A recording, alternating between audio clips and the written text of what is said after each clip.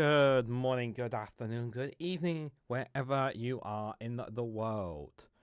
This is Reganelite here. Hello everyone, good evening all. Hope you guys are all doing well. Welcome to Reganelite's Viewpoint, episode 124, here on the 17th of November, Monday, 2025, 8 p.m, UK time. We are dual streaming live on youtube.com/Reganelite and on twitch.tv/Reganelite1.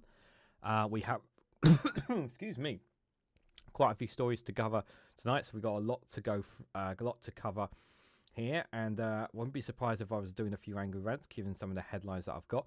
I've sent one or two of them to Max because that's just how shocking some of them are here. But let me just say hello to those who are here in the chat. Billy Kershaw, good to see you there. Jal, one of our moderators, good to see you there. Hope you are doing well, guys. If you haven't get a chance, do check out Jal's YouTube channel if you get an opportunity to do so. Yeah, please do. Steam Banker, good to see you, my friend. Hope you are doing well as well. Pete's Music, everyone always jamming to Pete's Music. I hope you are doing well. Hope you're having a good Monday. And Billy Kershaw, I think I said hello. Yes, I did say hello. And Indie Duck Melly there. Good evening, my fellow Ducky. Hope you are doing well as well. Anybody else who may be lurking in the chats? Right, let's get started, guys. So, first and foremost, obviously, the main topic has been about the immigration again. I know, guys. I'm sick of talking about immigration, but don't worry. Apparently, Shabana Mahmood has got the greatest endorsement she could possibly ask for, guys. But before we get to that, I want to show you a clip from the, literally from her, from this clip, this unbelievable clip here. I'm just going to literally play the clip here, and I'm I'm really I have some mixed feelings. I'm both angry and I'm angry and I'm sad about this. I'm both angry and sad about this clip here, and I'll explain why after I play it, guys. So just listen to the language that she uses. Thank you, Madam Deputy Speaker. I have to say to the honourable gentleman, I wish I had the privilege of walking around this country and not seeing the division that the issue of migration and asylum system is creating across this country. Unlike him, unfortunately, I am the one that is regularly called a fucking packy and told to go back home. It is I who knows through my personal experience and that of my constituents just how divisive the issue of asylum has become in our country. And I do say to him, I wish it were possible to say that there isn't a problem here, that there's nothing to see, and that it is all, in fact, just extremist right-wing talking points. But this system is broken, and it is incumbent on all members of Parliament to acknowledge how badly broken the system is and to make it a moral mission to fix this system so that it stops creating the division that we all see. And I do say to him, I do not think it is acceptable or appropriate for people in this place to not acknowledge the real experience of those who sit outside of this house. We are supposed to be in here to reflect that experience in this house, and I hope that he will approach the debates that we will no doubt have on all of these measures in that spirit. I've got to say, here is the this is this kind of language, you know, and she talks very passionately about this, and I just want to make clear, like, I do not understand what it is like for a woman of color to endorse the racism. I do not know what it is like for that experience. I will never know what it's like for an immigrant to have the experiences that to feel those experiences, to feel that victimhood, just because by the color of your skin or by different nationality of what that is like. I don't know what that experience is like. I cannot know what that is like because I'm living here in England as an Englishman. I do not know what that experience is like. Okay, so it is hard for me to ever understand what that experience is like for her and for other people who go through that. Okay, however, the problem is that as much as we all agree that the asylum system is broken, what really angers me the most is just how forgetful they are of their humanity, of the needs of ordinary people in the world who are desperately wanting a better life for themselves, who want to make something of themselves, who come to the UK because they consider England, Wales, Scotland and Northern Ireland to be four of the greatest nations on the planet, and they want to come and contribute to our society, contribute to these four great nations in some way, shape or form. They want to come here to the UK. They want to come here not to terrorize, not to cause crime, but people who are generally fleeing war and persecution, who travel from Asia, who travel from Africa, from South America, who go through the most audacious ordeals to come to the UK because they want to be a part of the UK. They want to become a British citizen and they want to contribute to this society. They skip other nations that are doing very well for themselves, economically beneficiary for them, but they want to come here. Now, there's all sorts of reasons why they come here. They come here because they have connections. It can be because of their families. Another reason is because of the long historic connection that Britain has to the once great British Empire. I say not great British Empire. It's probably a bit away. But we had connections across the globe from all sorts of different nations, and we still have them, obviously, still through the Commonwealth, of course. And yes, of course, those were dark times of day when the ways were treated. But we are very well known. It is a very well known country for decades and decades. People who know their history know that there is a bit of Britishness somewhere in the world. So there is that deep-rooted connection of Britain across many, many parts of the globe. So there is that as well. Another factor, of course, is the English language, which is the language that is the most used in the world, which is another reason why most people will go to the UK as opposed to going to France or Belgium or Denmark, Germany, other nations respectfully of their language as well, because it is the most universal language out of all the languages in the world. But that's not to say that there aren't other important languages, not distinction them. But I think that's really, really important. But the thing that angers me is the losing sight of humanity and this kind of language, the tone that she's using. Like, I want to put this clear. From her point of view, I get the anger about her being someone of a different colour, of a Pakistan descendant, who constantly gets racial abuse and whatnot. But she's pointing her anger at completely the wrong direction. Completely the wrong direction in all of this. And we know that she would never be saying this. If she was Home Secretary 5 years ago, she would not be using this kind of language. If she was Home Secretary 10 years ago, she would not be using this kind of language. They would not be using this kind of language. The only reason they're using this kind of language is because they're trying to out Farage on immigration. And they're trying so hard. They are so desperate to show that they are better than Reform when it comes to immigration. That they are so much more radical and more racial with them. And they are so much, guys, they are so much on this that, like I said, she got an endorsement you did not expect. Are you ready for it? Tommy Robinson backs Shabana Mahmood's asylum reform. Welcoming the proposals, the far-right activist posted onto social media, the Overton window has been obliterated. Well done, patriots. You've literally played into the right-wing's hands. You fucking idiot, Shabana Mahmood. You've literally played into their hands. You are dividing this country even more by going down this route. I cannot stress that enough. Now, we know Tommy Robinson is not a fan of Nigel Farage. And this might split some voters of supporters of Tommy Robinson and Reform Russia. But my God, this endorsement screams just how wrong the direction Labour are going on this subject.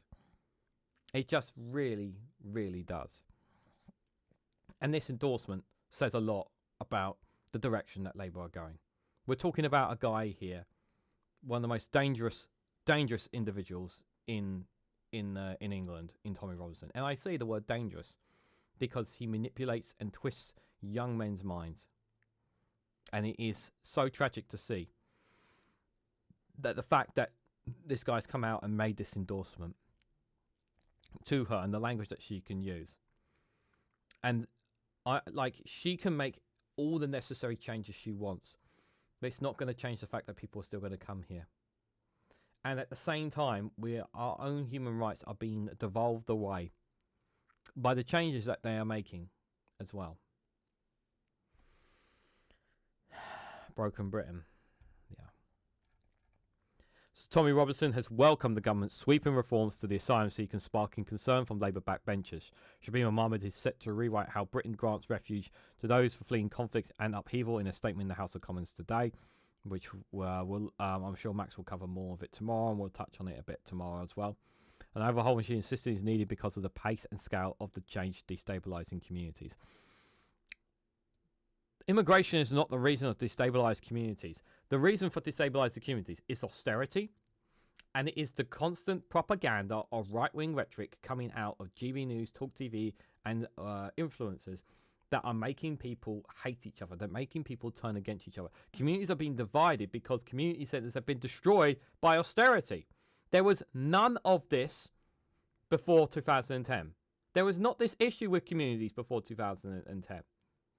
It's because of austerity, the destruction of communities, of togetherness in so many parts of the UK that has been stripped away. And then when they have nowhere to turn their frustrations to, then you have people on the far right telling them it's that man or woman of a different skin color across the road that is the reason why you're in a bad place. And people have swallowed it up and believed it. Believe that all their problems, again, revolve around immigration, once again. The Home Office has billed the reforms inspired by a strict approach taken by Denmark. There's a video by LBC I recommend people checking out. One of their presenters went to Denmark talking to Danish people. Not everyone in Denmark is on board with what their policies are, as being the biggest change to the asylum system in modern times. Welcoming the proposals, the far right activists posted on social media, the Overton window has been obliterated. Well done, patriots. Again, playing into their hands. The Overton window refers to a spectrum of ideas on public policy and social issues considered acceptable by the general public at a given time. Earlier this year, Robinson led the Unite the Kingdom rally in London, in which Elon Musk criticised uncontrolled immigration. 23 people were arrested and 26 police officers were injured. And more than 150 reports of anti-Muslim hate were made to tell Mama charity monitoring issues in the 7 days following the march. On Monday, Ms. Mahmood insisted her plans could unite a divided country, fix the asylum system after a Labour MP branded them dystopian. Speaking during Home Office questions in the Commons on Monday, Nottingham East MP Dana Witterson said the Denmark-style policies briefed in the last couple of days are dystopian. You can't replicate, just because it works in Denmark does not mean it can work here. It doesn't work like that. It's shameful that a Labour government is ripping up the rights and protections of people who have endured unimaginable trauma. Is this how we want to be treated if we are fleeing for our lives? Of course not. How are we being adopting such an obvious cruel policy? Is it Home Secretary proud that the government has sunk so low that it's now being praised by Tommy Robinson? The Home Secretary responded that I'm disappointed at the nature of the questions from my friend. I hope she will look at the detail of the reforms. And what I've said already on these matters is that we have a problem. It is our moral to fix it. Fixing our asylum system is broken. The breaking of that asylum system caused huge divisions across our whole country. Again, I have to point to the fact that the asylum system is not the main reason that our country is broken. Our country is broken because of inequality. Our country is broken because of a cost of living crisis, because people cannot afford to buy a home. People cannot afford simple basic needs. And more people are going on the dole because we have high rates of unemployment. 5%, I believe it was last time. Unemployment is on the rise. Jobs are going. We have not recovered from Brexit, which everyone said here as well, which the pain of Brexit is still continuing. Growth has stagnated, and it's not like that by fixing the asylum system we're going to all of a sudden get growth. There's just so many things that are wrong with this, saying that the country will be united with a better asylum system. No, it won't. It's not going to put money in my pocket. It's not going to ensure that people can pay their bills. It's not going to ensure that someone won't be a victim of knife crime on the street. It's not going to protect the environment. It's not going to unite communities. It's only going to divide them. because the perception that consistently being made here is that all your problems lie with someone of a certain skin color or nationality or ethnic background or a certain sex. That's the direction we are going. That's the direction that this government is taking us, and they do not realize that they are dividing us more rather than uniting us. They are dividing the UK more by going down this road. That's what they don't understand. Or either they don't understand, but they do, but they're doing it for the sake of trying to winning political points. Meanwhile, the Prime Minister's official spokesperson refused to say whether or not he's happy that Robinson welcomed the reforms, insisting the proposals are common sense plans to restore control in order to abolish. They're not common sense plans. We all know the solution, and I've said it so many times, everyone else knows it. It's safe and legal routes. The answer is safe and legal routes, but they won't do that because of political reasons. Not because it's the right thing to do, but because of political reasons. After the Prime Minister happy for Robinson to welcome the plan, the official told reports for too long Britain has lived with the asylum system is broken, blame Conservatives on the asylum system, yada yada yada. Government's been fixed with the mess we inherited, what a surprise, they said that. As I can say, the public can pace and scale on illegal migration out of control, unfair and placing huge pressure on communities. Yeah, they keep asking about Tommy Robinson. Who, like, from their point of view, like, who cares? These are comprehensive common sense plans to restore public control to our borders. Again, warn that the rhetoric around these reforms encourages the same culture of divisions that see racism and abuse growing in our communities. The idea that recognized refugees need to be deported is one. We absolutely need immigration controls, and where those controls decide to grant asylum, we should welcome it, integrate, not perpetrate limbo and alienation, he said. Yeah, Tony Vaughan is right. This is exactly what we are doing. We are dividing people, not uniting. Stella Creasy dubbed the plans performative cruelty, which could be counterproductive to integration in the economy, which it will. Said it doesn't have to be like this. There's a better way forward rooted in Labour's values and also ensures controls of the borders, she wrote in The Guardian. Yeah, this is the wrong direction. You know, it's just so wrong on so many points of view. Oh, let me take forgot to take off Discord, so hopefully you guys don't hear the beep. Yeah, it's wrong in so many ways. Need SMCU, says Doc Davis. In the UK, they used immigrants as a cover-up for Brexit, says Jow. Yeah. Last year I saw a video of a divorced father in England that did not eat when his kids were with him while he ate his kids' scraps. Yep. I hate that the bigots hold sway in the public discourse. So this is the problem. This is what we went back to when we mentioned on the roundtable last week on Thursday. We said they can control, the government can control the narrative, but they're choosing to allow reform and the far right to control the narrative. If they want to control the narrative, do press briefings every morning. Every morning, get a press secretary, hire a press secretary, get one every morning to say what the government's plans are for the day. Every single day, Monday to Friday. Control the narrative. You are the government. You can control the narrative. The media has to listen to you, whether they like it or not. You have that power. Take control of the narrative. Reform how you have 5 MPs, and yet everything they say and do seems to swing in their favour. It's not hard to control the narrative when you are the government. Good evening, Dave McGinnis. Hope you are doing well. This is not normal. No, it's not normal. Tommy Robinson backing Shabana Mahmood is not normal. Just absolutely outrageous. So, from one outrageous story, and we're going to touch more on the anti-migrant policies later on, guys, with our final story. But the next story I've got is to once again enshrine upon Reform Russia and their amazing work, guys. What calamity do you think Reform Russia Council have done this time in Kent, guys? Have they lost money? Have they said something stupid? Oh, nope. It gets better, guys. It gets better. Here's Reform Russia and their calamity again. So Reform Council repaints road markings from school which closed in 2016. Kent Council sold the disused school site to a government agency in March, but has repainted yellow zigzags and keep school clear warnings. Way to go, Reform. Saving those taxpayer money. Yay. God, they really are doing a great job saving money, you know. Doing such a great job. Yeah, this is definitely a valuable amount of taxpayer money here. Yeah, great taxpayer money being saved here, guys. So, a Reform Russia-run council has been criticised for wasting money after repainting road markings outside a school which closed 9 years ago. Kent County Council, the KCC, has apologised and admitted it made an error after repainting yellow zigzags and keep school clear buildings outside the former site of the Halfway Houses Primary School in Sheerness. The school moved to another location in October 2016.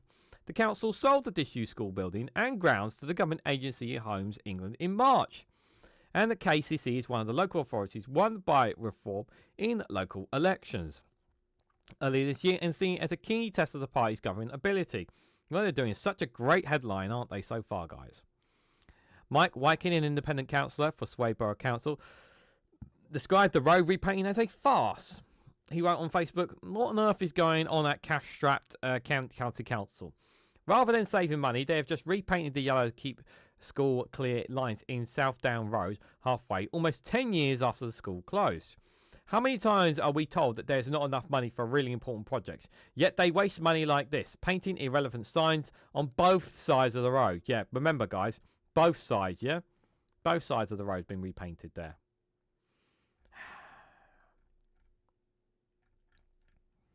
Peter Osborne, Cabinet Minister for Highway and Transport for KCC, said the repainting of schools keep clear markings on South Down Road was carried out in error, and we're sorry for any confusion this may have caused.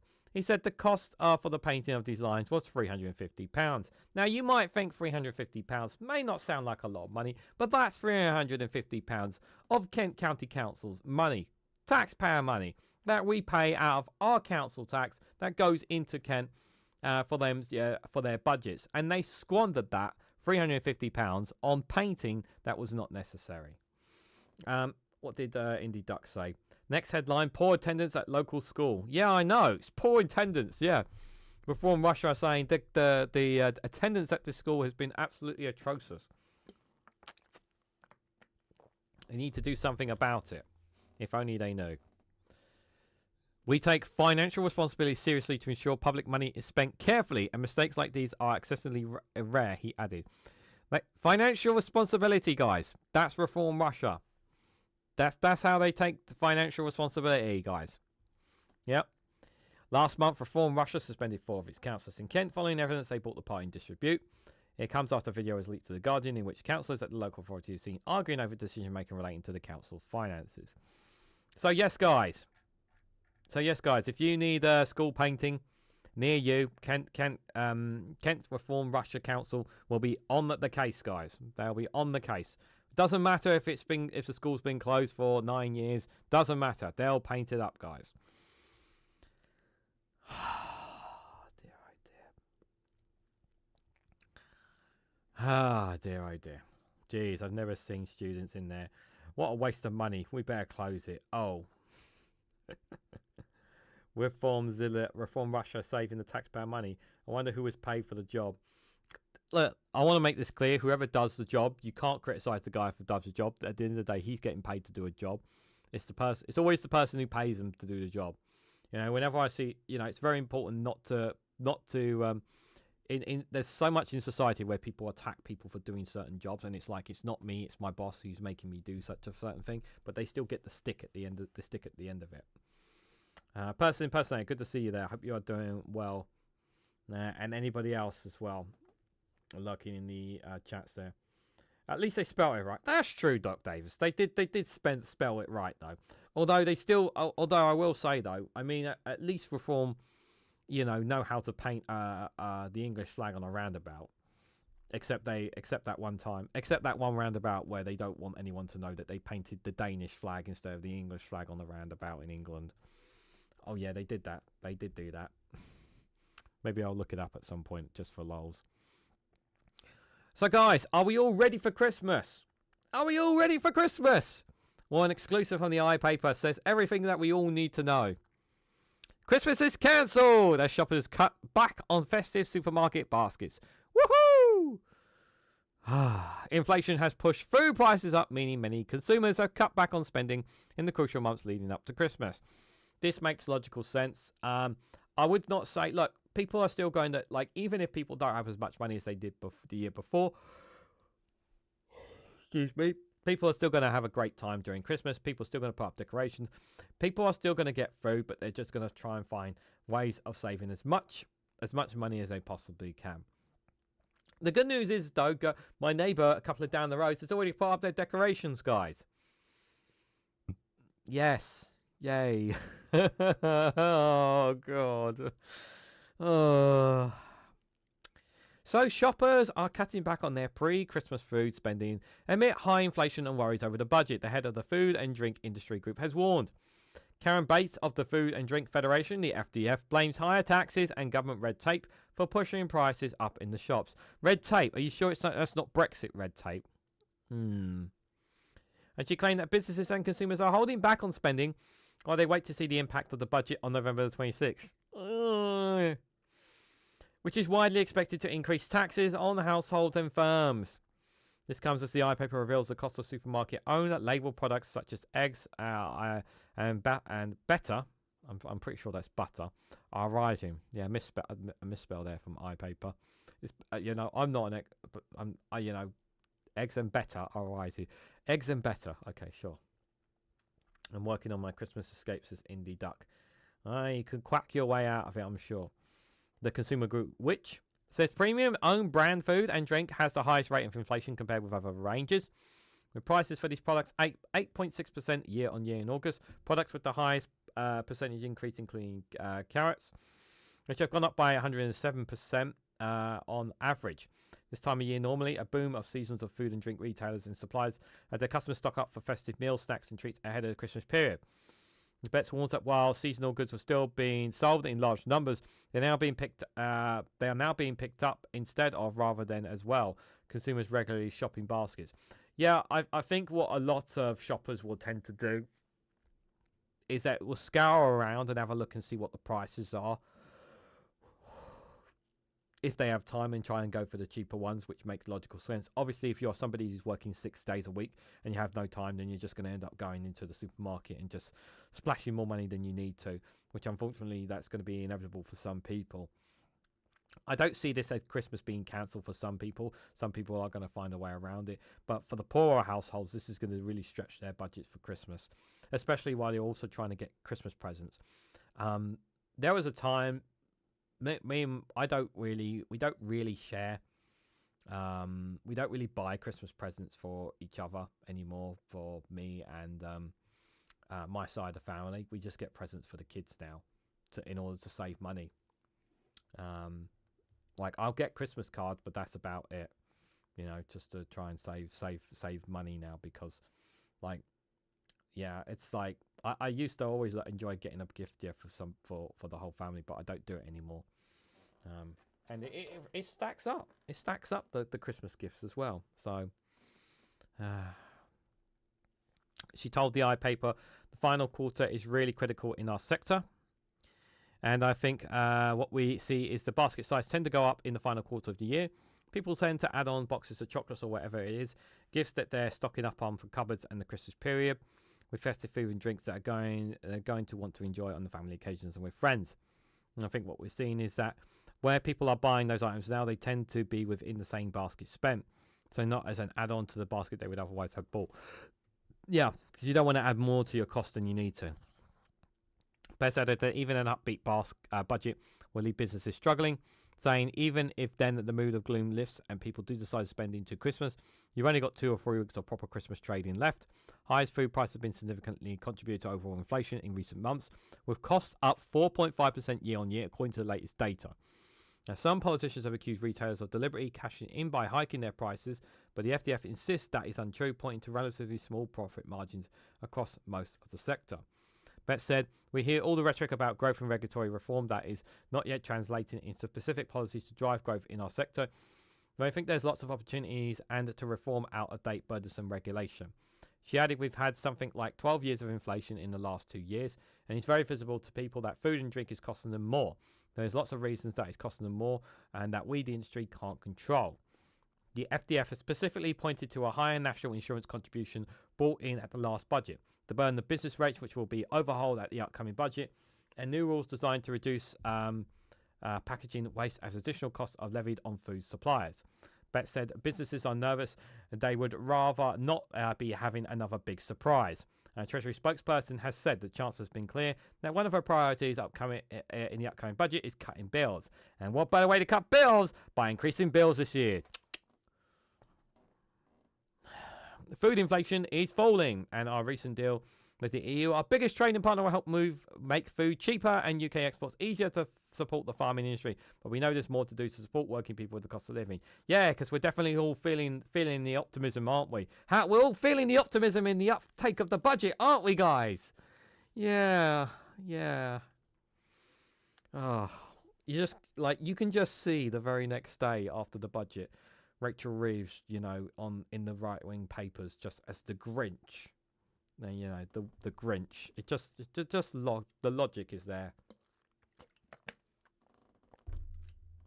The tax decisions we took in the budget last year means that we've been able to deliver on the priorities of the British people by investing in the NHS, helping to cut waiting lists, and the Chancellor will continue to prioritise cutting waiting lists at the budget. It's all nothing but a fuckload of rhetoric coming from them here. This is all rhetoric. Yeah, it's word salad. It's word salad. It has no meaning. People are not feeling it. People are not seeing it in their wallets. How many times do I have to say this? Unless people are seeing it in their wallets, unless people feel that they're better off, this is hogwash. And again, I go back to, they can chat shit about how much they've increased the minimum wage for people. Yay, for the working class people. Well, it doesn't mean jack shit because everyone's bills went up still. So, yeah. Christmas is Christmas. Look, my advice to people is if you are struggling and you are doing Christmas meals and whatnot, if you can make time to look around and find ways to, if you can have time to look around and get it on the cheap, get it on the cheap. If you can get it on the cheap, if don't go for broke. You don't need to go over the top for Christmas. You don't need to buy more than you need. You only need to buy enough for yourself. That's the thing. But if you're somebody on the lower end that's really struggling, look, just get some get the essentials that you can get, what you can afford, the essentials if you can, and try to remain upbeat and positive. It's the best message I have for you. Scott, good to see you there. Hope you are doing well. Jao says, has anyone told Reeves a bottle of port is now almost 5 times more expensive than it was before Brexit in the UK? Well, we sell them to the UK, so we know it. That's not good, is it? Everyone's saying hello to Scott. Everyone's so nice to everyone.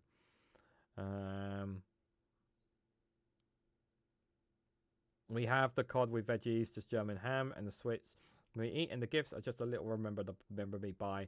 Nothing experience and something useful, or book or something, says Zhao.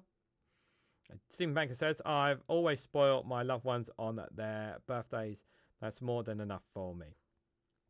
Yeah. We're back to starving kids looking through the window of the rich, hoping for some heat and a bit of a hot grub. Victorian Christmas is all around, says Chris Fisher, as he says good evening to everyone in the chat.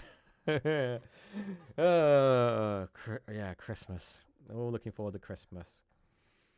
Yeah, not good, guys, not good. Don't worry, guys.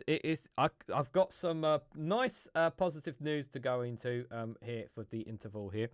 Don't worry, if you're Irish, you're definitely got some optimism here. I'm part Irish, so I'm going to cheekily say I'm going to get away with this. I'm allowed to say I'm part Irish because my grandparents from my father's side were from Ireland, so I'm not 100% English. Part Welsh, part Irish, and raised in England, just for reference. Anyways, I hope you guys enjoy this funny video from Garron with a great headline here. It says that you can't beat an Irish friendship. Take it away, Garron. The Irish people value their friends more than any other country because you always need a friend, isn't that lovely? Because who else will call you a useless cunt when you try to do something new? Who else will call you a fat cunt when you eat too much? A true Irish friend kicks you while you're down and diminishes your accomplishments. When everything is going wrong in your life and you're holding on by your fucking strand and all you need is somebody to come and hold you, an Irish person will come to you morning, noon or night and they will say, I fucking told you so. I told you that was going to happen, you stupid prick. American friends, it's, I just want to affirm how you're feeling right now. I just want to hold space right now and recognize the power inside you that has brought you all of your accomplishments. Fuck that shite. That's how you create people who are insufferable. Every time I've achieved something or been on television, a true friend will text me and say, you've made an absolute fucking fool of yourself tonight. I hope they never let you out of the house again. That is true Irish friendship. That's how you create character. Follow me. I'm delicious. My name is Reganelite and I approve of this message.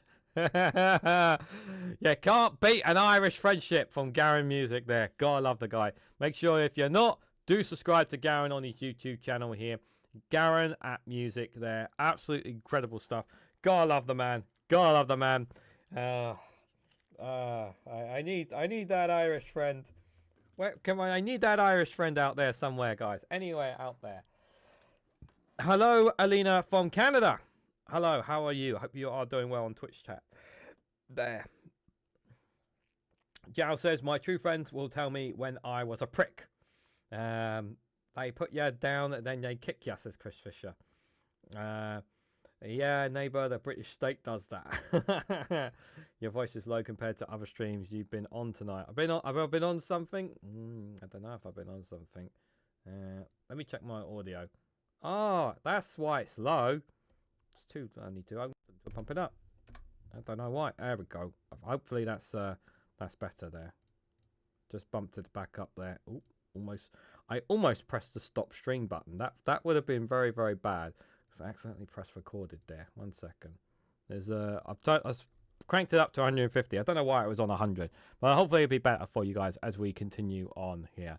I'm okay, thank you. I'm sore from the MMA gym. How are you? Well, I hope you had a good workout, Elena. I'm somebody who definitely needs to be kicked up the arse and thrown into the gym, because that is something that is keep saying I'm going to do and I still haven't done it. So good on you for going to the gym, because I am spineless when it comes to it. I keep saying I'm going to go and I don't go, so I'm a terrible person in that regard. Brutally honest and totally loyal, says Stephen Banker there. True friends, my friends, says Jow. Indie Duck Melly says, oop, that explains it. I had machines set to MTS, which goes a lot stronger than 10s. Yes. And guys, just before we carry on, just a reminder, guys, if you want to help contribute to today's Super Chat goal on YouTube, you can do. It would be greatly appreciated if you read out. If you do a Super Chat, yeah, it will get read out. And, of course, if you want to financially support me and the work that I do here, you could also become a YouTube member for as little as 99p. Do you know, guys, I've already got one extra video for you guys to check out. You can check out on there as well. Also, you get access to members' community posts. And what can be more better than seeing pictures of Jasper, Dolly, or even our beloved Daisy? May she rest in peace. You can see those posts every post of our beloved cats here on the members' community tab. That is just worth it alone. That membership is worth it alone. But on top of all that, guys, you get emojis of the gang behind you as well. Did you know? Yeah, the gang behind me here. Blaze the Charmander. Ollie the Octopus. You got Pingu the Pingu. Of course, everyone knows Pingu. We got Cash Dummy the Cookie Monster. And of course, we got the Orb that has not been empowered as well. So do consider becoming a YouTube member if you guys want to help that way. Speaking of helpful, Stephen Ron, good morning to you over in New Zealand. I hope you are doing well. I hope you had a lovely weekend. Thank you so much for the 20 New Zealand dollars, my friend. Good morning to you. Hope you are doing well. Thank you for your first super chat of this live stream. Hope you are doing well. Good to see you there. Yes, it's evening here, but it is morning to you. There, so good to see you there. Elena said, I was the weakest person there. Well, you're much stronger and braver than I am. So seriously, pat yourself on the back, Elena. Appreciate it. And also, you're more than welcome to join us on the YouTube chat, youtube.com/Reganelite. If you want to hang out there, come hang out there. There's a nice bunch of friendly people there if you want to join on there as well, just for reference there. I went to the gym once, didn't work out, says Pete Music. Oh, I'm glad you got a laugh. Oh, you're terrible. Oh, I swear, I bet that joke's an old one as well. Right, here's actually a story that could be I'm actually quite keen on. Actually, the story from the government actually I think I approve of. So this is from the Guardian, guys. So reselling tickets for profits is to be outlawed in the UK government crackdown. So touts and ordinary consumers, which will no longer be able to charge anything more than the price at which they purchase tickets. So let me read a bit more into this before I share my thoughts. So let's just read just to kind of get a better understanding of this, okay? So reselling tickets for profit is to be outlawed under plans due to be announced this week. So it hasn't happened yet. The Guardian has learned. As the government goes ahead with a long-awaited crackdown on touts and resale platforms such as Vertigo and StubHub. Ministers have been considering allowing touts and ordinary consumers to sell on a ticket for up to 130% of the face value as part of a consultation process that ended earlier this year. However, the Guardian understands that touts and ordinary consumers will no longer be able to charge anything more than the price at which they would purchase the ticket in the first place. The decision comes a week after dozens of well-renowned artists, including Radiohead, Dua Lipa and Coldplay, issued an open plea to Keir Starmer to make good on Labour's general election manifesto pledge by stopping pertunious touts. Listen, I don't know what StubHub and Vertigo are like, so I've never used them personally. Obviously most wrestling shows that I go to are through Ticketmaster, and they are the absolute fucking bane of my existence because they make it such a life of living in hell. However, my indie wrestling promotion that I normally attend to, they literally send you a barcode with the ticket on, which is a very simple thing, and it's a case of if you wanted to pass it on to someone else to use, it can be, but it could potentially also be abused as well, potentially as well. Whereas I know for Ticketmaster, whenever you buy tickets from them, you have to have Wi-Fi, you have to have internet, you better have battery on your phone and you can't make a still screenshot of it because it's constantly moving. So you can't just steal the screenshot and whatnot there. So it's incredibly difficult to do that. So I don't know what the ticketing system's like for them and others, but there are so many people who make such a jackload of money off the profit of buying off tickets and reselling them at higher prices. And I hate that system. It's so unfair. It's so unjust. And I really hope this does more to help not just obviously events and sports and artists and music, but just help people be able to buy what they want to buy and be able to get what they need to sell. And if they can sell it, they're able to sell it without actually running into any issues as well. Jal says you can, however, sell your tickets to someone for the same price you paid for them. Perfectly reasonable. That is perfectly reasonable.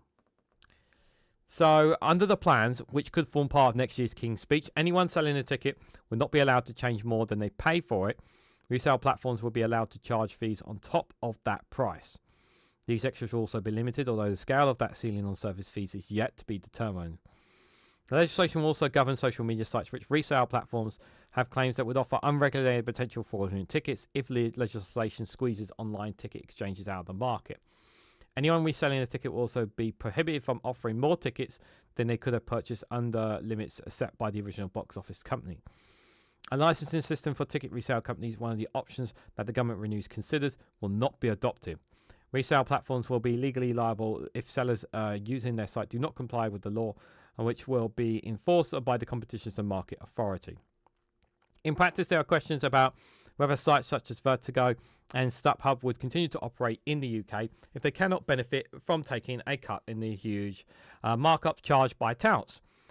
Face value ticket resale sites such as Twicklets and Ticketmaster internal exchange system has sprung up in recent years to offer an alternative for to for-profit resale platforms.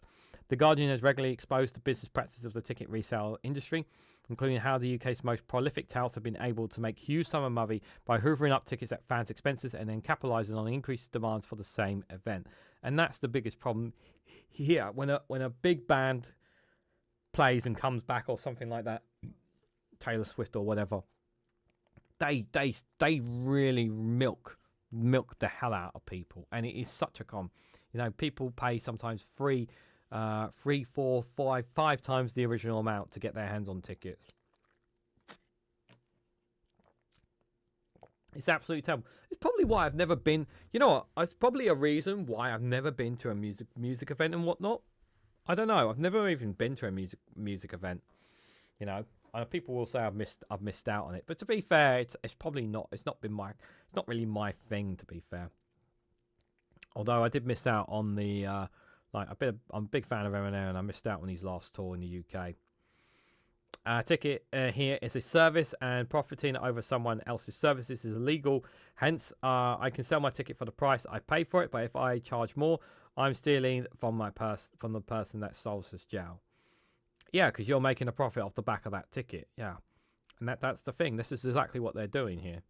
The irony is when you shop and they see whatever and when they see a wheelchair, they never ask you for proof. Just when booking, they don't ask you for your ticket.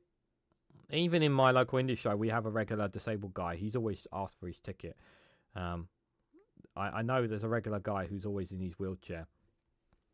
I see him regularly at shows, and he's a decent guy and whatnot. But he always gets asked for his ticket, which, you know, it's not treated any differently. He's fine with it.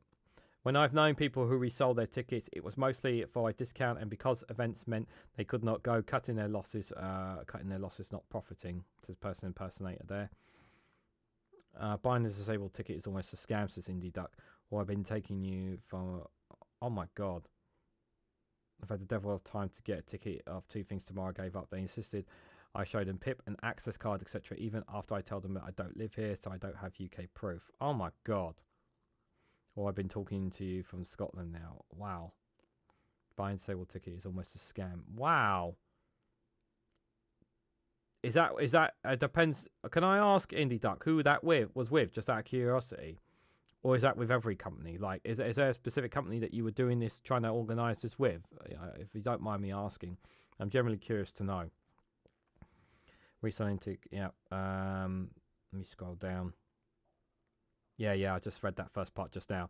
Chris Fisher says, you got to live more, dude. It's expensive. It's an experience. You should go at least one festival. You can go down a few gigs. You know, like your hair down. I'm not an outdoor party person, Chris Fisher. Me and my partner, we're not that kind of people. That's why I'm content with going to the wrestling shows. Like, I go sometimes twice, sometimes 3 times a month to a wrestling show. That's my going out sort of thing. You know, we go once a month to a wrestling show. You know, that's our thing. You know, we're not indoors all the time. To be fair,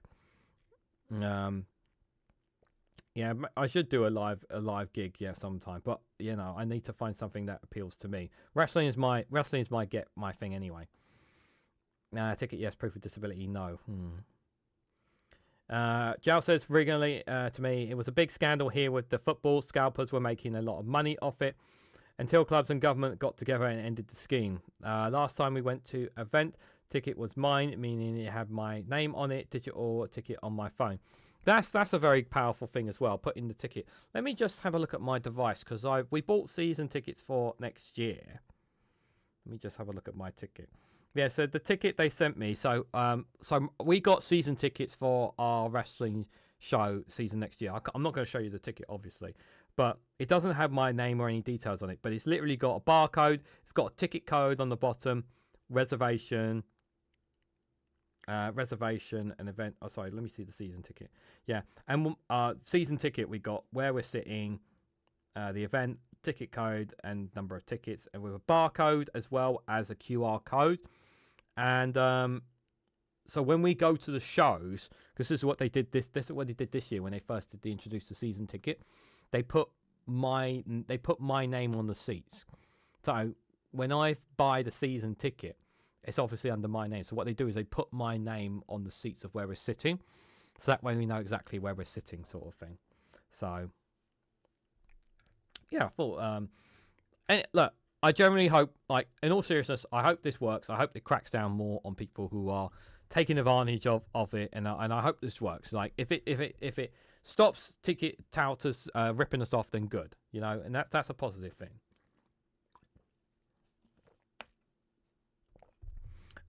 Stephen Banker says, I'm really upset for you, Indie Duck Melly. I could have had a chance to actually meet you. Pisses me off. Yeah. I feel for Duck. The Garage in Glasgow, academic in Manchester, and Celtic asked for proof. Backed out, not sure how I could have been pushed out. Yeah. A bit like you originally, I seldom go to events. Yeah, I do need to go. I should go to a music event at some point in my life. But you know, the wrestling has really got me out. The wrestling is definitely my getaway sort of thing. I mean, I'm going, like, just a reminder, guys, I'm doing at least 2 wrestling shows next month, possibly doing a third. You know, I'm traveling to Manchester. That's a big, you know, it's a big thing for me to travel to Manchester. I've never been to Manchester before. And what's really, what's the worst, as much as I'm looking forward to going to Manchester, the worst thing is on the same night as the wrestling show, I got told that apparently Manchester City are going to be playing in the stadium on the same night that the wrestling is going to be happening. Not looking forward to that whatsoever. Really not looking forward to that. Anyways, this next story, guys. Are you ready? If you thought England was bad, oh, you Scots are going to love this one. Oh, you're going to love this one, Scots. You're going to love this story. Oh, everyone who is not English is gonna love this story. I don't mean this. It's just gonna make you hate England even more. Cannot believe this story. I sent this even to Max as well. I had to send this to Robespierre, but here it is. It's from the Times, you guys. White supremacist youth club launched in the UK. Active Clubs England, a network of neo-Nazi fight clubs, promotes Albion Youth Club as a route into militant fascism for the next generation. Young men posted in a video posted on the Telegram channel of Albion Youth Club.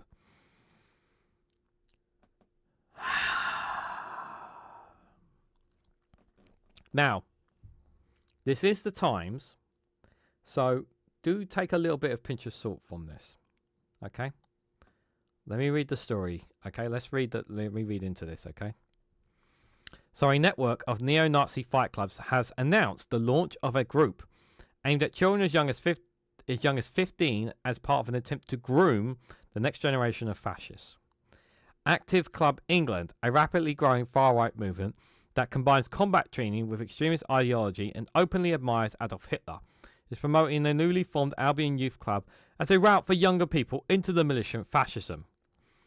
Announcing the youth group, the organisation wrote, "We're looking to strengthen our British identity, preserving our history and culture for future generations. White youth in revolt." Why hasn't the government taken action against this group? Like, generally, like, why? See, this is the kind of stuff you would hear in America with the KKK. Why is this not being clamped down on? Generally, general question.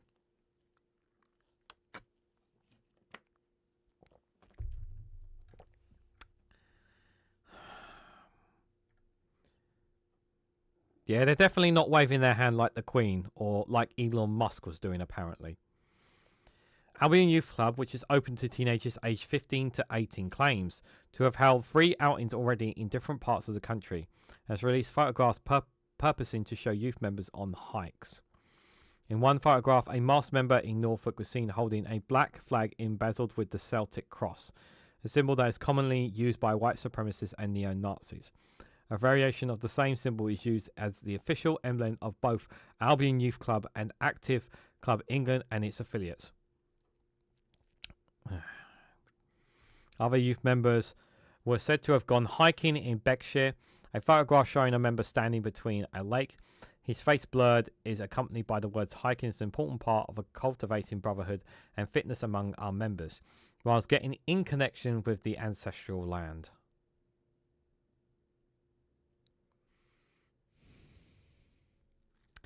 Active Club England is part of a wide network of far-right fight clubs that has proliferated rapidly around the world since its foundation in 2020 by Robert Rondeau, an American white supremacist who was imprisoned last year for rioting. An American, guys. An American started the foundation of it. What? Generally question, are you guys surprised that an American started this? He was previously jailed for stabbing a member of a rival gang. Rondeau once wrote that high schools were an ideal recruitment ground for fascist organisations. That's incredibly scary, especially when you have kids. Since 2020, dozens of small localised groups under the Active Club banner have formed across the US, Europe, Australia. What is this country? Austria, Asia? You mean Australia, right? I'm just going to assume they're trying to pronounce Australia there. And South America. The first British chapter launched in Scotland in 2023. What? The first British chapter launched in Scotland 2023. Don't tell Dave McGuinness he's going to blow a gasket. They're in Scotland.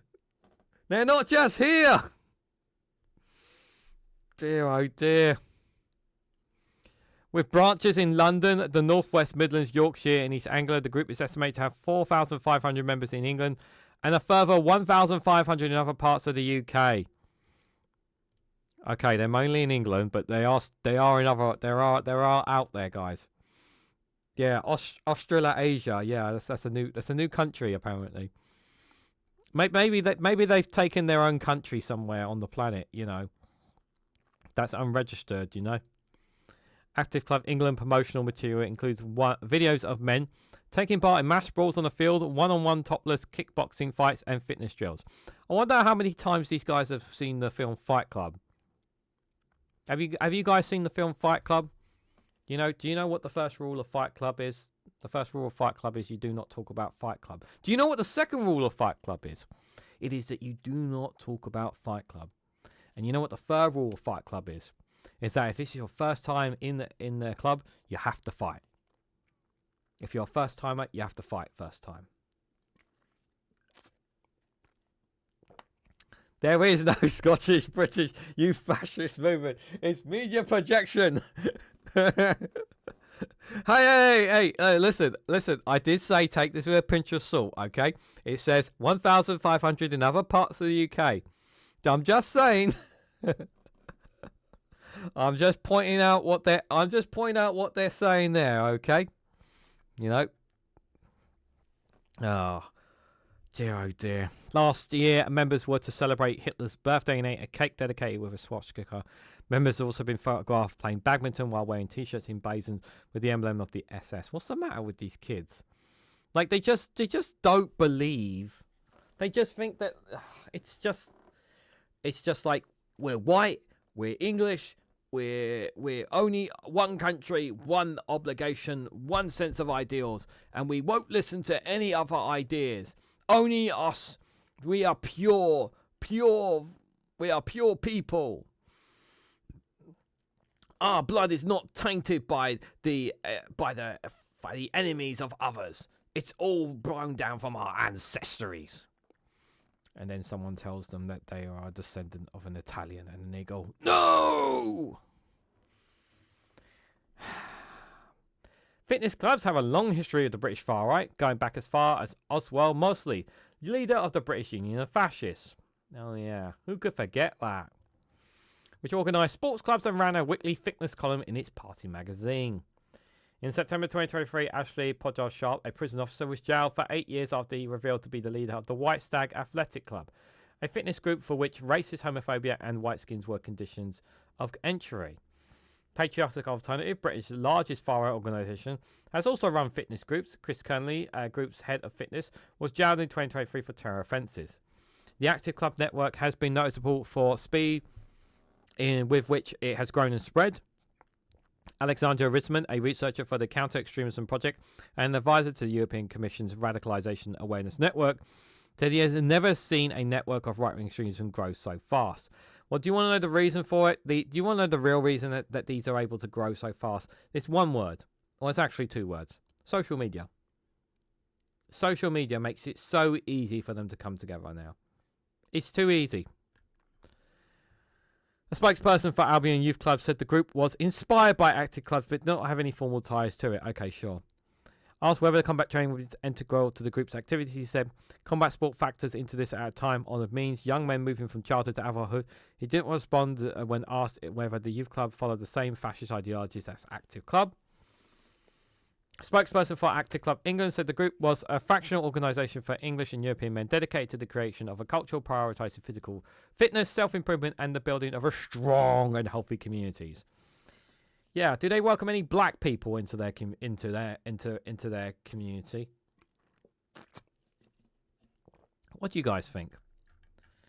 What do you guys think? Answers on a postcard, please. Dear, oh dear, oh dear. There's another word to describe these people. A cult! They're a cult. Cult, cult, cult. In all seriousness, taking away the jokes and funniness aside, in all seriousness, it's really sad to see some of these people going down this direction when there's a lot of people out there, unfortunately, in society. More people will turn to organisations like this, unfortunately, especially when they have nothing. Especially when they feel that society has left them behind, society has not helped them, and they look for a sense of community, to be part of something, to be with a group of people, so they can feel a sense of belonging in this world. And that's where, unfortunately, you have communities like these snapping these people up when the world around you is not helping you for whatever reason your situations you're in. There are lots of people who are in situations where they have absolutely nothing. Some people are living in the most deprived and poorest areas of all four parts of the UK, and they turn to these kind of groups, they turn to these kinds of people because they have absolutely nothing, and they want to feel a sense of something, a sense of a purpose, and that's where they come into. Some of them have been passed down with the knowledge that they generally believe. With this, they sadly believe this philosophy that no one apart from white English people should be living in England. And there's probably some people in Scotland with that in a smaller number, in Wales in a smaller number, that the same perception as well. These groups need to be condemned. They need to be, the people who run these organisations need to be cracked down on, and they need to be arrested. Like, they are portraying blatant racism. They're harming the next generation society. The fact that these groups actually look to be around schools and whatnot, that's incredibly scary. That is incredibly scary. If I was a parent and I had learned there were groups like this near my school or in my town and whatnot, I would be very hesitant to let my child, even if they're old enough to walk to school and back, let them, because I would be sincerely paranoid about these kind of people turning up and trying to talk to my son and my daughter about their ideas and morals and try to get them involved into this kind of thing. That would be very scary. It's a very scary and distressing thought.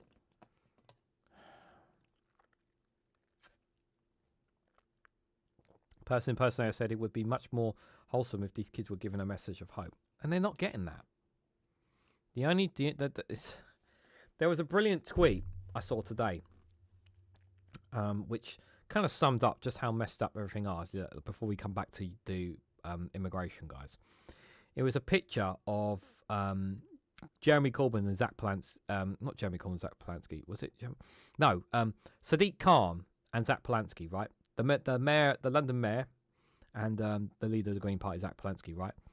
And it literally said, a Jewish and a Muslim giving the only two politicians giving inspiration and hope to people.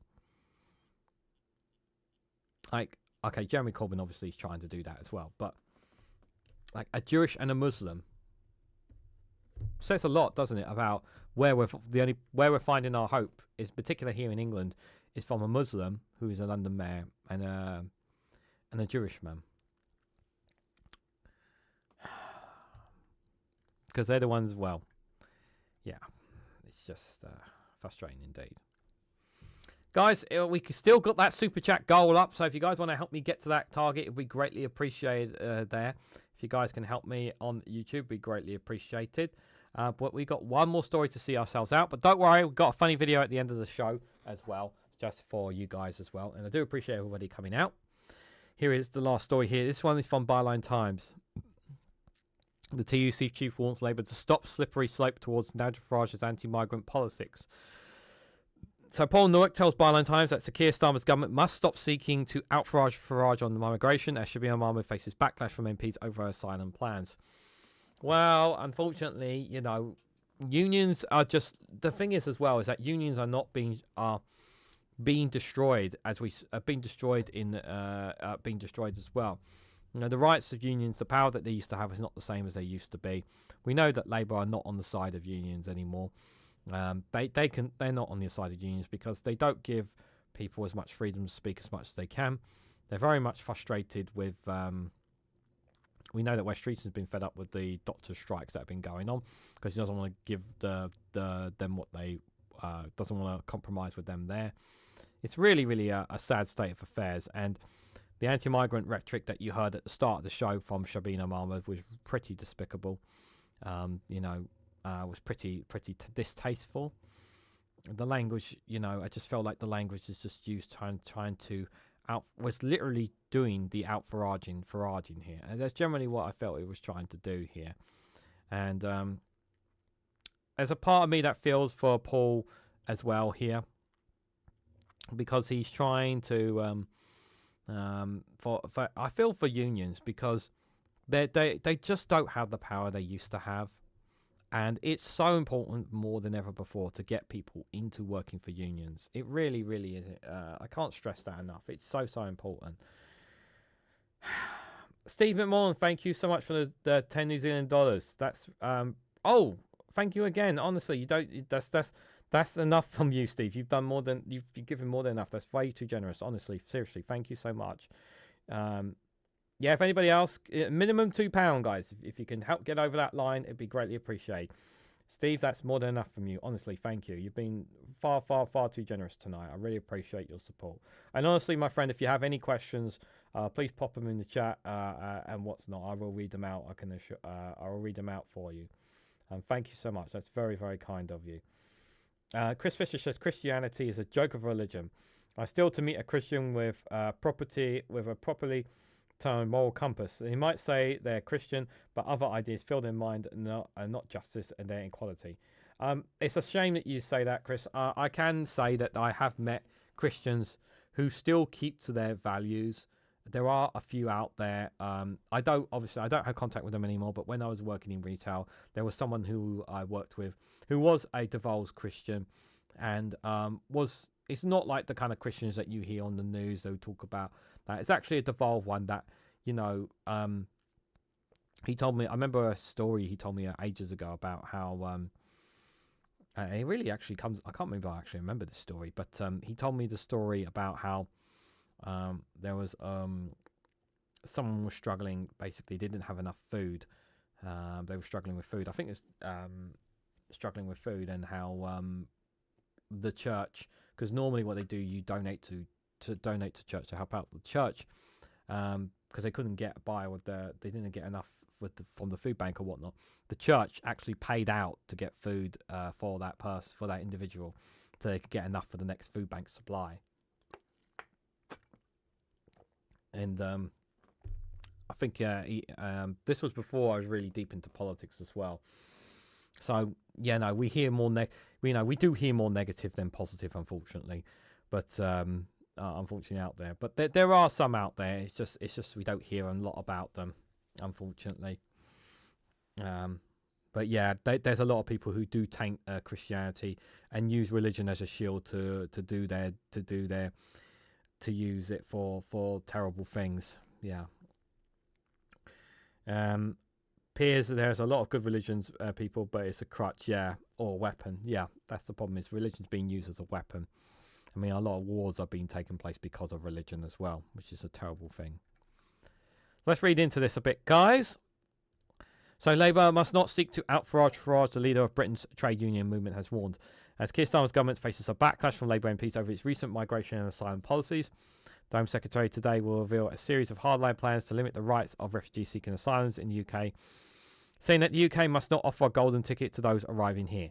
No one gets offered a golden ticket. This is bollocks. We've already discussed that. plan which includes proposals to make asylum seekers wait up to 20 years for permanent residence in the UK, and a controversial pledge to seize the assets, including jewellery of those seeking refuge, has caused outrage among many Labour MPs. Yep, that's right. Apparently they're ready. Apparently they're going to take jewellery away, which we kind of touched on this morning on the Good Morning Show.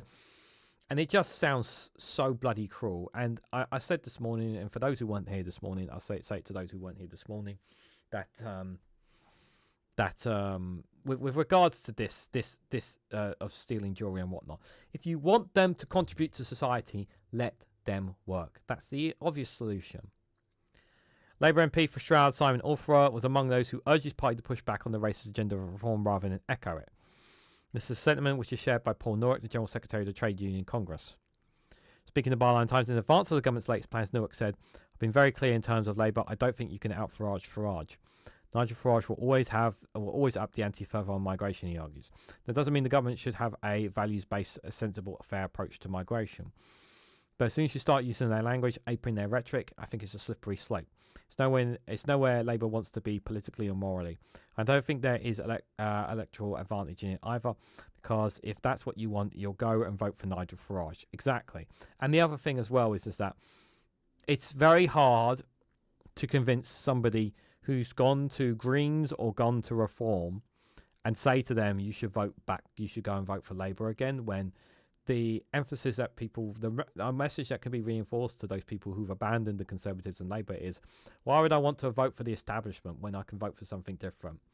Like, I'm tired of the Conservatives, I'm tired of Labour, I want something different. And that's the mindset that a lot of them will be in. So getting them to switch back is near to next impossible.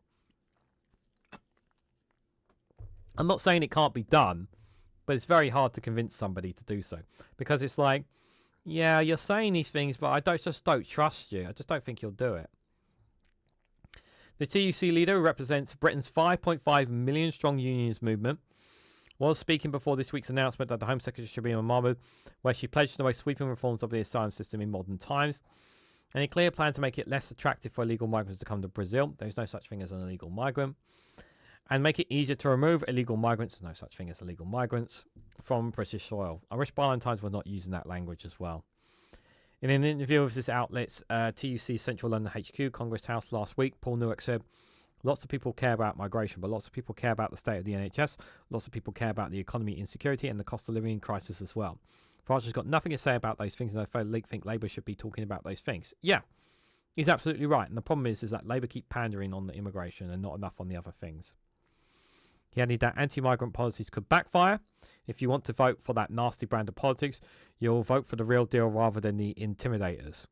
Newark said most of his ire for Reform Russia, noting that the party's backing for mass deportation of migrants echoed the National Front of the 1970s.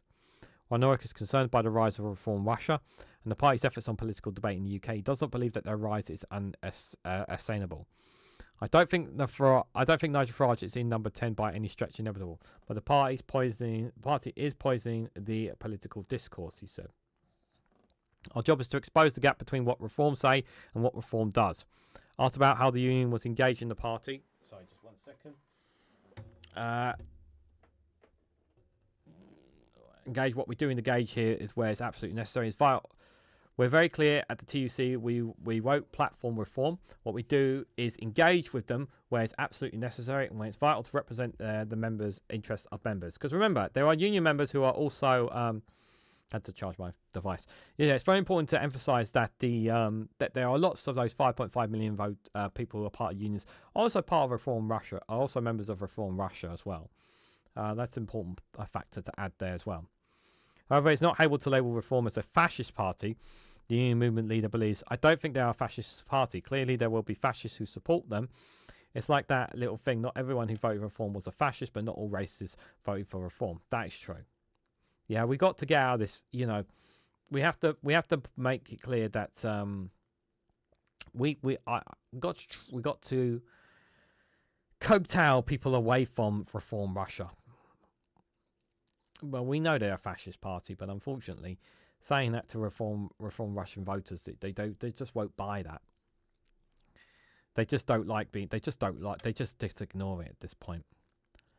Newark thinks that ultimately the party's potential cabinet ministers in waiting will not prove an attractive proposition to voters.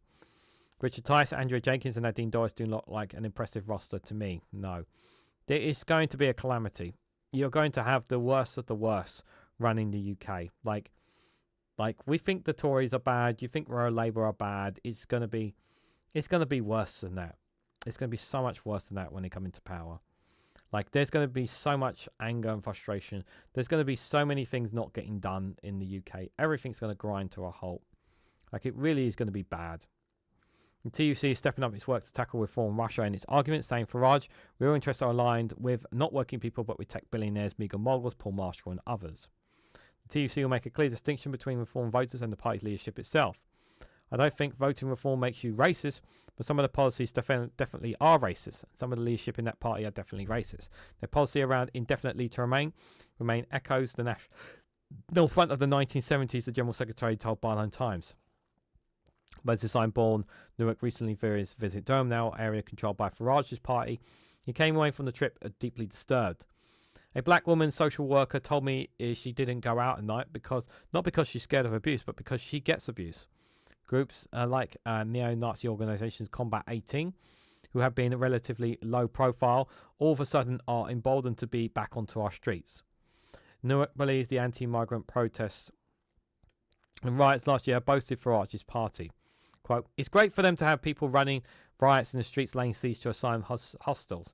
It fits their narrative that the country is broken. I think they implicitly kindle some of the extreme far-right stuff, they said. Martin, good to see you there. Hope you are doing well. Thank you so much for the 2 CHF, my friend. Hope you're doing well. The Catholic Church saved my ass 15 years ago, he says. Religion's getting a bad rep, and people forget that religion can also save people's lives. For those who don't know, I actually do believe in God, and I have prayed to God at times of despair. I'm just not actually a church person per se, but I do believe there is some kind of God out there. And Martin again with another 2 CHF. Thank you so much for help. Thank you so much for that. Appreciate it. Sometimes you have to call for help to get it. Yeah, that is true. Sometimes you do need to. I've always sometimes thought about going to confession. Not that I have anything to confess, like broken the law or anything, but just kind of get things off my chest. You know, does cross my mind. Thank you for those super chats. I appreciate it. No more super chats, guys. That's enough. That's enough. Richard Gumbleberry, hello there. What's with the Israeli flag and the Union Jack there? Says, I have no doubts about the fact. I think the saying God and religion can save folks. I'm not sure organised churches do the same. Yeah, I understand. Yeah, religion's been taken advantage of, unfortunately, and we all know that. I think the super chats target passed out. No, I just don't think it registered. No more super chats, guys. I'm just going to assume the target has been reached, and we just didn't get the confetti and bugged out. That's all it is. So, if you're an employer thinking you're going to invest in the next generation of EVs or battery plants or whatever in the UK, the prospect of a reformed Russia government in 3.5 years' time that's going to pull off all funding and support that throws in the volatility and the uncertainty that we don't need. What we need is a very clear path. And here's the thing, right? I don't honestly think. I think some people. I don't think some of the people that are voting for reform generally believe this. I think there's quite a lot of people who do not think that reform Russia are going to come in and are going to make everything better. But they think that Nigel Farage is going to get things done. They generally think because he's a man of the people that he will get things done that no other politician has been able to do for us. And it's the same kind of bollocks that they believed into when Boris Johnson was saying when he was elected. Like, because he talked like them and felt that he could make a difference. And they're just gonna make that same language, and it's just not gonna help. He also hit out alleged hypocrisy from the party over jobs in steel, noting Nigel Farage is close to Donald Trump, a president who has imposed hefty tariffs on UK-made steel products. The cheeky sod Farage was in Scunthorpe holding up placards saying "Save our steel." At the same time, his mates in the White House were slapping tariffs on the UK steel industry and the automotive industry. They're directly playing at tens of risking tens of thousands of jobs in the UK. We need to call them out for that. Newark says, yeah. It's really, really important, that is, yeah. Yeah. Yeah, stop putting those flags. Stop. I don't know what you're trying to do, Richard. I know you've been a long time follower on the channel because I do see you on my comments and that. But I don't know what you're trying to do with those comments. If you're going to make a point, make it. But just be careful what you say. Because we're not big fans of Israel in this chat, Richard. And I hope you're aware of that. And if you've been paying attention to history, you've been paying attention to my channel, you know why. He admits, though, that scandals or charges of hypocrisy have so far not struck on Farage. The right are held to a different standard, Newark argues. People baking it, Farage is dodgy. No shit, Sherlock. People just assume that that's part of the parcel. It's a bit like coverage of Boris Johnson. Oh, he's a lad. Yeah. See, I literally just said Boris Johnson. But believes of people on the side of wealthy elites will catch up with Farage. Newark believes ultimately chickens will come home to roost. And the majority of voters will stand against the politics of the far right, he said. Most people in this country are decent and fair-minded. We just want to be a decent majority against a populist and far right. Most people just want a good life. You know, people just want to be able to be able to have a decent life of some sorts, you know? They're just not getting it. That's the biggest problem. People are just not getting that. Newark unsurprisingly gives the Conservative Party's recent lurch to the right short-shifted. They look increasingly irrelevant. The trade unions argue Shadow Home Secretary Robert Jenrick is reinventing himself as the leader of the nasty right. And I think that's what it is. While the Conservatives are collapsing, reforms rise poses a problem for the unions. Many of their members are backing a party that opposes stronger workers' rights. Members voting for the right is nothing new. However, we've had millions of trade union members vote for Margaret Thatcher at a time when she was attacking trade unions left, right, and centre. Newark concedes. Yeah, they voted for the rooster. They voted for the big bad wolf, and they were the sheep, and they don't even realise it. He has spoken to many union members, now back in reform, telling the outlet, in Birkenhead, my hometown, I was in a group of outsourced public workers. 10 or 11 were standing on a picket line, and 3 or 4 of them said, I'm going to vote reform. Why? They're on the minimum wage. It is, he believes, about security. If you have little power on low pay and a precarious outsourced role, the lurch of a scapegoat to blame will often be appealing. Yep, like I said, people want easy solutions to complex problems. Newark sees it as a priority of the TUC over the next few years to turn that ire from the migrants and towards bad bosses and corporate greed. You may have to pick a few fights with the government too to get that message across.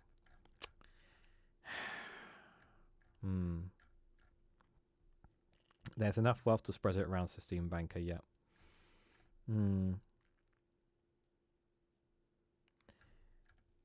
Listen, yeah, I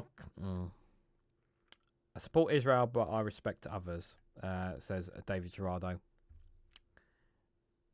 I have my beef with Israel is this government, not with its people, more than anything. I think it's the best way to describe Israel. But coming back to the topic here, I will say that I think he's kind of handling the situation okay with regards to. I think with regards to the anti-migrant politics, and the thing is that people are buying in. There's a lot of people who are, again, I have to emphasize again, and he pointed out in there, we talk about people who are really struggling in deprived rural areas. The next generation of youngsters are not getting the same benefits of their fathers and grandfathers, and they look and see how beneficial that they have been in comparison to them. And it's unfair that they work the same, if not more, than some of their parents, and yet they don't get as rewarded as well enough. They don't get the homes that their parents and grandparents get, and they look for reasons of why this happens, even though some of them pay no attention to politics whatsoever, and they just feel like that they are not getting a fair crack at life. And they can take that anger and their frustration, and they don't know where to turn it to, and they turn it to a guy that sounds very appealing, sounds like a nice, decent bloke chap. Yeah, if you listen to him, if you're scrolling on social media and you see him popping up here and there, even though you don't pay much attention to politics, he sounds like a pretty decent guy. Tells you what your problems are, where you need, where it all is, and all of a sudden the mindset starts thinking in that, yeah, maybe it is these people on boats, maybe it is these people of colour. You know, maybe that's the reason why I'm not as good off as my parents and grandparents.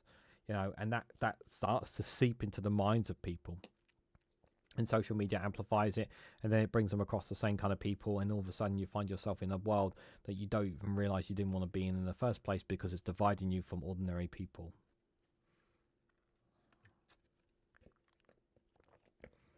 Lots of people are falling down the rabbit hole and they don't even realize it. It is a terrible state of affairs, I know. Oh, I need to reset the video. Let me reset that. Don't play the video. Right. So, guys, we've got one last video to see ourselves out. Just a quick reminder, I'll be back live again tomorrow at 11 AM. But just before you go, we've got one more video to see ourselves out. Thank you to everyone who gave super chats tonight. I really do appreciate it. I hope you guys enjoy this funny video. For those who may have seen, some of you may have seen this one already. Some of you might not have seen this one, or might not have seen this one, but I hope you get a good laugh out of it nonetheless, because we need a bit of laughter in a world that feels like we're full of despair. So here is Matt Green on what exactly the Chancellor will do, because surely the Chancellor knows exactly what she's doing. Right? The Chancellor is now not expected to do the thing that it had been leaked that she was considering doing, that had she done it, would have been breaking a manifesto pledge. Our speculation, divination and prognostication correspondent, Jonathan Goodenough, has more. Yes, that's right, we had been briefed that Rachel Reeves was due to do something, but after consideration, the signs are that she's decided not to do that thing, but will do something else instead. So what will she do instead? That's not entirely clear, but reading the tea leaves, it looks like it won't be quite breaking a manifesto pledge, unless you squint really hard. What has the Chancellor said on this? She said that she won't comment on speculation, but sources close to the Chancellor have said that any suggestion that she was considering breaking a manifesto pledge was purely conjecture, and anything else is wishful thinking. So do we know what she will say? Well, we know what some people say she might say, which is quite different from what other people say she might say. Right. And a lot of people are saying what she should say, which is quite different from what she will say, depending on the people saying it. Okay. We're anticipating a big reaction from the markets, who've seen the Chancellor's latest statements as pitch rolling. Pitch rolling? Yes, it's a term from cricket, where a groundsman might use a roller on a pitch to flatten it out before a day's play. So how is that relevant to this? Well, she's rolling out the pitch to prepare people for what she's going to do. By flattening them. Possibly, or possibly not, but the omens are that she's about to do something quite unexpected, or won't do something very expected. Are those not the same thing? In a manner of speaking. So if you cut through all of the speculation, pitch rolling, anticipation, predictions, and reading the tea leaves, what actually happened today? Nothing really. Thank you, Jonathan. Next up, as more emails are released from Jeffrey Epstein, we ask if Donald Trump was called dirty, crazy, and borderline insane by the notorious island-owning paedophile, is that good for his reputation or not? What do you think, guys? Answers in the chat below. We can see he's only got 6 dates left on his tour: Cambridge, Southampton, Leeds, Liverpool, Guildford and Brighton there. Matt Green there. A couple of dates between now and the end of the year here. He's literally, his next date is in Southampton, and then he's in Leeds, Liverpool, Guildford and Brighton. So doing quite a few tours. Fair play to him. Hope he, doing some great stuff there. Definitely need to do a Matt Green comedy show. Need to do it on. I need to catch one next time he's in London. I keep missing out. That is for sure. Must keep an eye out. That is for sure, guys. Yeah, that guy's away with words, and that means nothing at all. Haha, perfect spoof. Yeah, absolutely. Guys, I want to say a massive thank you to everyone who came along tonight. Thank you guys for all your comments. Thank you to those who, to Martin and Steve McMorland for generous super chats and helping to reach today's super chat goal. We did reach the goal. It just bugged out, guys. We did reach the goal. Okay, we're just going to say that.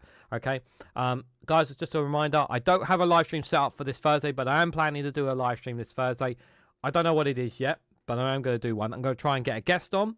And I don't know who it will be, but we're going to just talk about news and politics. So it'll be a short notice one. Hell, I might even, I've got an idea of who I can snab and just talk about news and politics, to be fair. But I want to do that instead, rather than just doing conflict series or one on specifically on America. Something a bit more interesting with 2 people talking about news and politics sort of thing. So I'll see what I can suss up between now and then. But thank you guys all again. And but I'll be back live tomorrow at 11 a.m. for another Good Morning Show. If you can't join me for that, you can join me tomorrow evening at 6 o'clock for Global News. If you can't make it for that one, I'll be back on Wednesday evening. You can always join me on Wednesday evening for the Snowflake for a Reganelite's watch along at that time slot as well, guys. So enjoy the rest of the week. Stay warm because it is chilly out there. But on your way out, just before you go, if you can for me, please hit that like button. Share this across social media. Subscribe if you haven't too already. Do check out Rumble and Patreon. Links for them are in below. If you're on Twitch, consider hitting the follow button and the bell notification icon of when I go live on that platform. And if you're on YouTube, if you want to support me in the work that I do here, you can consider becoming a YouTube member for as little as 99p as well. So thank you all so much for watching, and I hope to catch you all very, very soon.